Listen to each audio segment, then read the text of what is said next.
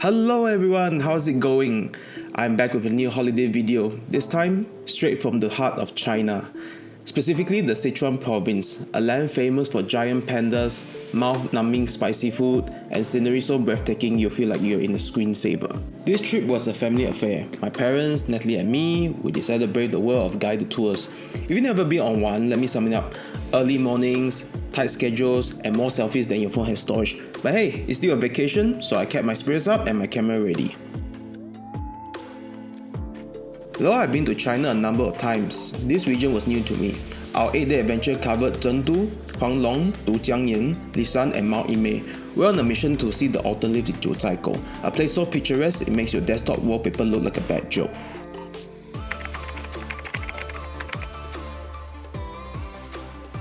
Day 1.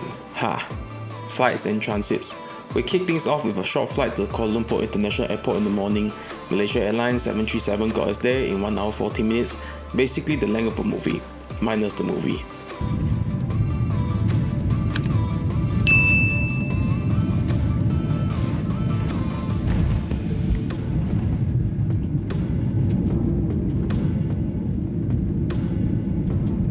We had a 6 hours layover, which was perfect for a short nap at the airport and for refueling at Din Tai Fung.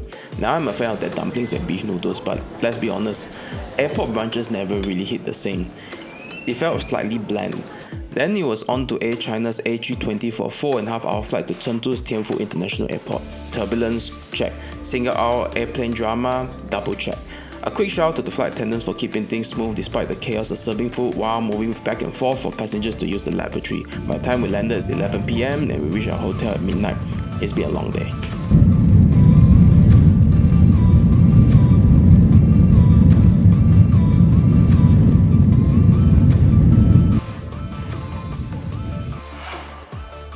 The next morning, we kicked things off at the giant panda base in Chengdu.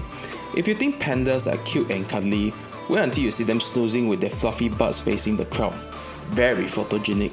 A few were awake, lazily munching on bamboo like they were on a lifelong picnic. Despite the panda's antics, or lack thereof, it was great to see how much care goes into preserving of these endangered cuties, as giant pandas are an endangered species, especially with the low fertility rate. Chengdu is panda obsessed in a good way.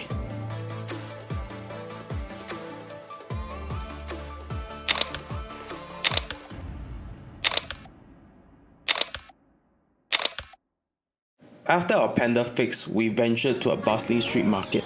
Imagine rows of vendors selling everything from sizzling street food to quirky souvenirs.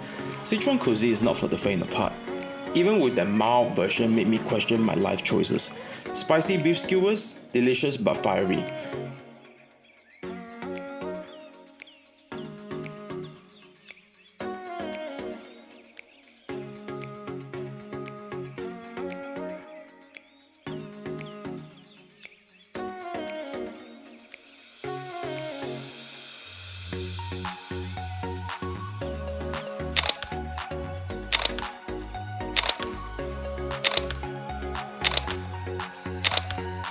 Then came the infamous hot pot dinner with a live bian lian show.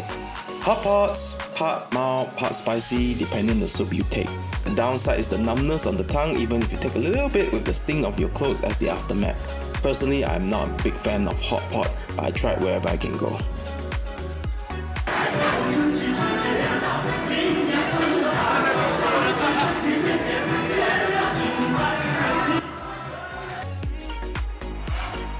Day 3 introduced us to China's famous high-speed rail. We zipped over to Songpan in just an hour and a half from Chengdu railway station. We packed light luggage the night before as our tour bus headed off much earlier with all our baggage. We were told it was a 6 to 7 hour drive by bus itself. As you expect in China, everything's in large scale even with their train stations. I like how their design are large and simple. Most of their city stations have a large floor for everyone to gather, shop, eat and take a poo-poo. After that, the gates announced to open and we queued to the platform similar to an airport. Meanwhile, our bus took the scenic, painfully long route with our main luggage. Upon arrival, we took another bus to a quick stop to look around at Songpan ancient city.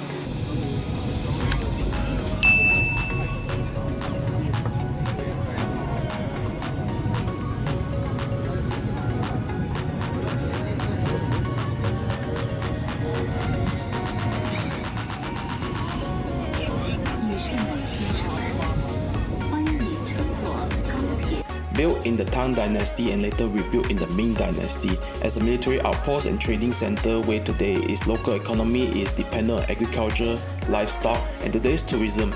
After selling the hotel, we prep for the highlight of the next trip, Jiuzhaigou. Jiuzhaigou National Park is a UNESCO World Heritage Site, and when you see it, you understand why. Crystal clear lakes, towering waterfalls, and mountains dusted with autumn colors. It's like Mother Nature decided to flex her artistic skills. Unfortunately, so did everyone else. The scenery was in a league of its own. I mean, don't even compare it with the Swiss Alps or Canadian Rockies. It has the beauty of its own. The beautiful scenic mountains, some capped in snow, the trees mixing the coloring blends of green to orange, the rushing waters. I mean, you have to see for yourself to believe. They even have the famous waterfall which features in the classic Chinese TV series Journey to West or Sun Wukong. Yes, it is related to the new game Black Myth Wukong. I haven't actually played that game, but I heard it is great, so do leave any comments on it. I'll be sure to try the game eventually. The crowds were intense. Imagine trying to enjoy a serene lake while elbow to elbow with 1,000 people all vying for the same selfie spot. Naturally, I might miss our tour group's bus at one point, which turns into a hilarious and slightly stressful game of find the tour guide. Pro tip, stick close to your group or you might end up on an unplanned adventure, although easier said than done.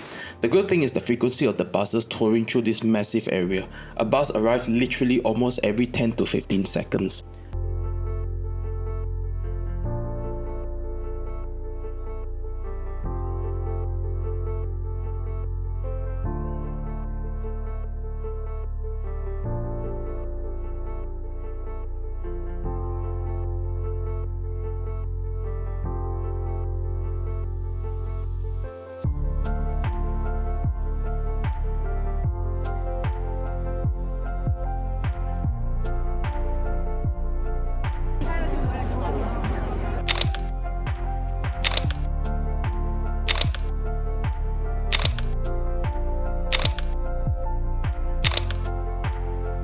After the day of walking at the park, we headed off to watch a live show in the evening. There it showcased some stories of the past. To be honest, I did not understand entirely the stories, but I'm guessing it reflects the past of what the area faced as Nettie tried to explain. It was still impressive in general with the acrobats, drama, clothing and lighting and water feature. I would say going to China theatres and operas are awesome because we get to take photos and recordings during the show. Quick warning, no flash photography.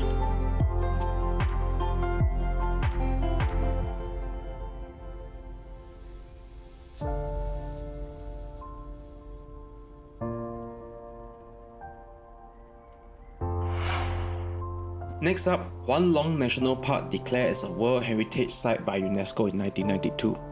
It's known for its colourful pools and surreal landscapes formed by calcite deposits.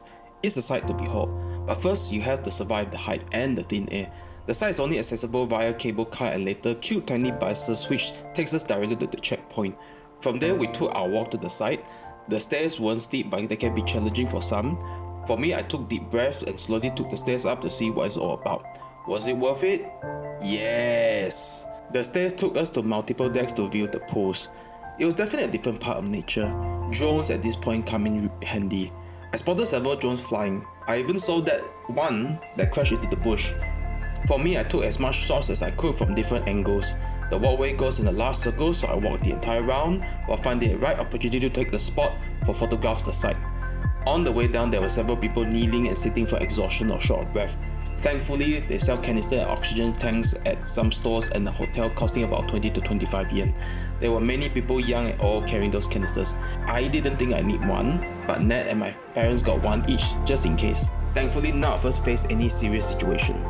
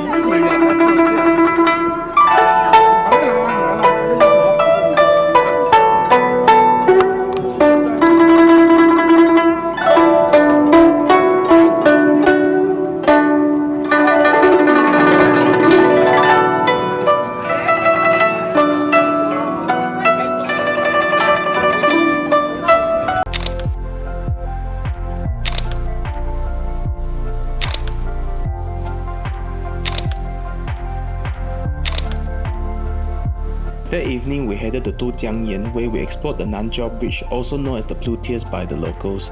The lighting was gorgeous, as what most Chinese cities are often great at, both ancient and modern, but we arrived late thanks to a serious traffic in the tunnel caused by an accident, so most shops were beginning to close.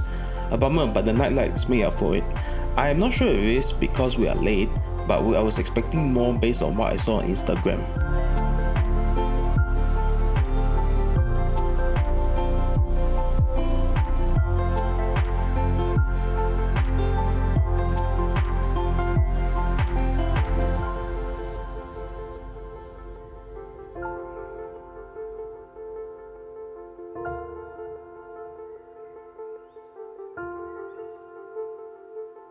By day 6, we were tired of hotel breakfast, so Ned and I decided to skip the hotel breakfast and wandered to the rainy streets in search for local food using our best friend, Google. For your information, we did not buy a local China SIM card. We subscribed to our Malaysian overseas data roaming packages so we can access to everything. Almost. We found a noodle shop for slightly oily beef noodles that toned down the spice level just for us. Bless them. We went to buy the small bites like cone confectionery called Fakao.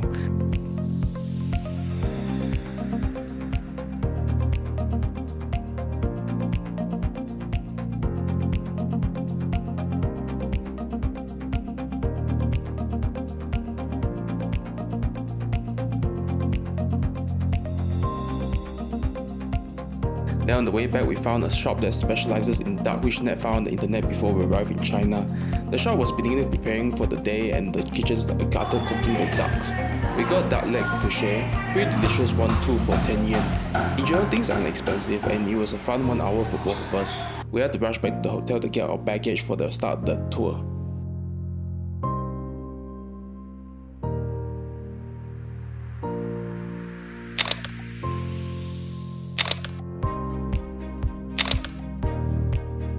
The first stop, the DUJIANGYAN Zhongshuke bookstore located inside a mall. This place felt more like an art gallery than bookstore, with its mirror ceilings and structurally stunning design with plenty of lights. We could have spent a long time here taking photos and running around like kids doing hide and seek, but the tour waits for no one. Apart from the architecture, there were a great variety of books. I could hope by some of the war history books with beautiful illustrations. Sadly, they were all written in Chinese. Next, we visited the Sichuan Cuisine Museum. It's the only museum where you get to taste history, literally, from traditional cooking techniques to hands-on experiences. This place was a foodie's dream, a gastronomy haven.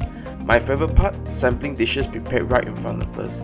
There we had a buffet included, but no takeaways allowed, and yes, they have CCTV to enforce it. Here are some of the clips of the cooking demonstration.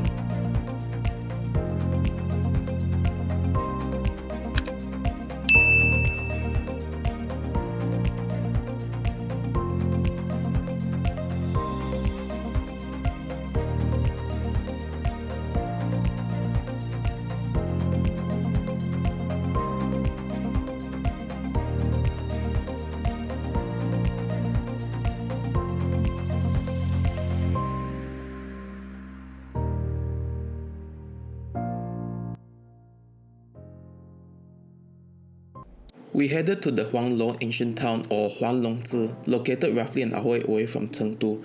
Unlike some of the more crowded spots, this place had a relaxed vibe. As it was not the weekends, it's a sprawling park filled with traditional wooden buildings, several old temples, narrow cobblestone streets, small wharfs by the river, and plenty of shops selling everything from peanuts to handmade silk scarves. There was a large water feature in the center with a small man-made stream running in across majority of the main street. Interestingly, this town is said to be around 1,700 years old and is still commonly visited during the weekends by the locals. As night fell, we wrapped up the day with a visit to Shangxia Emei, a live Sichuan opera. I have to say, I have seen a fair share of performances, but this one was fun. The show had everything: traditional music, acrobatics, and comedy. There were two which were the highlight for me. The first being a hilarious skit about a man getting caught gambling by his wife. Even though the dialogue was in Mandarin, the physical comedy and exaggerated expressions were universally funny. The dude was natural and entertaining.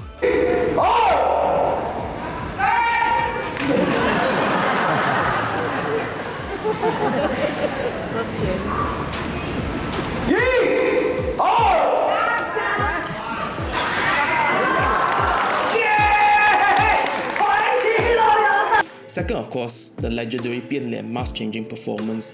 Watching the performers change their mask in the blink of your eye felt like witnessing real magic. You can click in the description or the link to the full recordings of that show.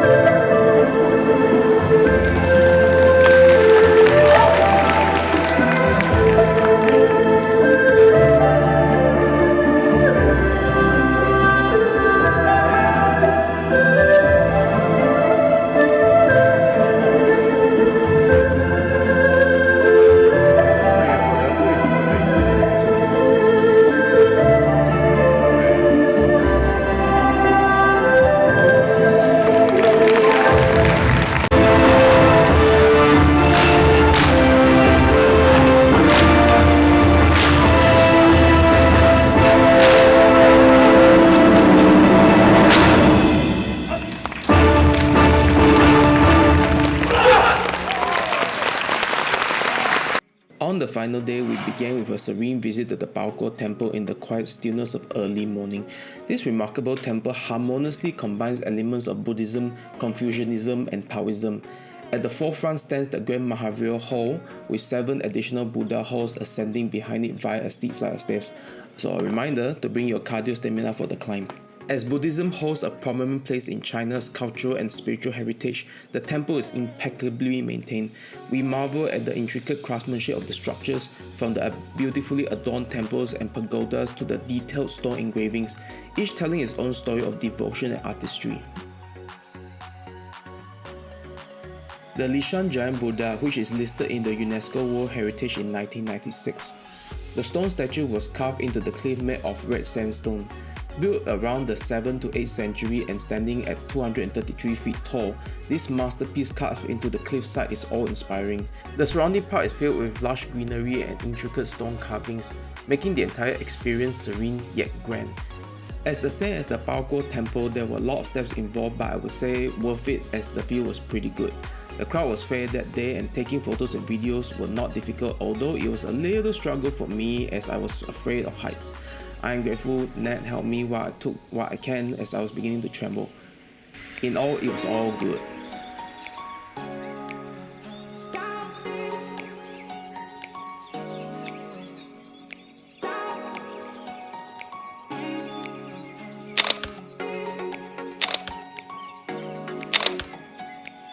We wrapped up the day at the Bamboo Museum. Inside was 3 floors of facts and histories of China's dependence on bamboo, as well as arts and crafts, including this mannequin dressed up in toilet paper. Which celeb do you think it represents? Well, it's definitely useful if you run out of toilet paper and in a hurry. It's interesting how one type of resource can be used differently in the hundreds of years of China's history. Our final stop was the Global Center in Chengdu, one of the world's largest malls. It's so big you could probably fit a small town inside. We wandered around a bit, but honestly, after days of exploring cultural sites, a mall feels pretty anticlimactic. We weren't very into the shopping. I guess we decided to visit to say that we've been there, plus the McDonald's we had was a bit of a disappointment. We had some time left, so Natalie and I rushed to the giant bamboo fountain. Apparently this fountain is located at SKP Chengdu Mall, which is mainly underground. A large pavilion and park are home to this fountain. I can imagine in the day it will be pretty dull, but at night with the constant change of lights, it's actually very pretty.